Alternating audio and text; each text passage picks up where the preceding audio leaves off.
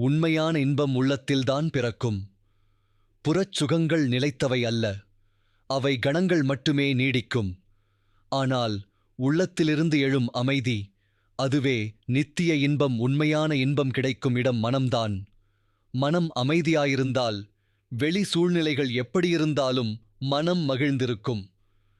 ஆசை குறைந்தால் இன்பம் பெருகும். அதிக ஆசை துன்பத்திற்கே வழிவகுக்கும். நமக்கு தேவையான அளவிற்கு மட்டும் விருப்பம் வைத்தால் போதும். அப்பொழுது மனம் தளராது, எப்போதும் நிம்மதியாக இருக்கும். ஆசையின் ஆழம் குறைந்தால் இன்பத்தின் ஆழம் அதிகரிக்கும். கடமையில் ஈடுபடு, பலனை பற்றிக் கொள்ளாதே. காரியம் செய், ஆனால் அதன் பலனை பற்றி கவலைப்படாதே. நாம் செய்கிற கடமையில் முழுமையாக ஈடுபட்டால் செயலில் சுகம் உண்டாகும்.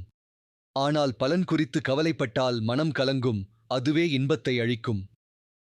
மற்றவரின் இன்பத்தில் நீயும் மகிழ்ந்தால் அதுவே பரம இன்பம். மற்றவர்களின் மகிழ்ச்சியை உன் மகிழ்ச்சியாக எண்ணும் இதயம்தான் தெய்வீகமானது. தனக்கே மட்டும் வாழும் இன்பம் சிறியது. ஆனால் மற்றவருக்காக வாழும் இன்பம் பெரிது, நிலையானது.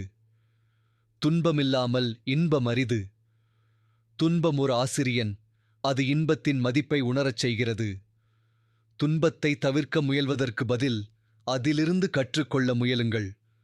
துன்பம் கடந்து சென்றபின் வரும் அமைதிதான் உண்மையான இன்பம். மன அமைதி இல்லாமல் இன்பம் கிடையாது. அமைதியான மனமே ஆனந்தத்தின் தாயாகும். மனம் எப்போதும் அலைபாயும்.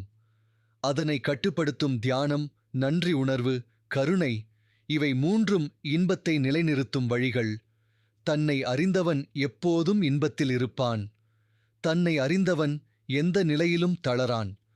அவன் தன் சுயத்தை, தன் ஆத்மாவை உணர்ந்துவிட்டால் வெளி உலகம் எதையும் பறித்தாலும் அவனது இன்பத்தை பறிக்க முடியாது. தற்கால சுகமல்ல, நிலையான இன்பத்தை தேடு. இன்று கிடைக்கும் சிறு சுகத்துக்காக நாளைய அமைதியை இழக்காதே. காலம் குறித்த சுகங்கள் தற்காலிகம். ஆனால் உண்மையான இன்பம் நீதி, அன்பு, கருணை, கடமை இவற்றில்தான் உள்ளது. பக்தியில்தான் பரம இன்பம். என்னை நினைத்து அன்புடன் அர்ப்பணிக்கும் இதயம்தான் ஆனந்தத்தை அடையும்.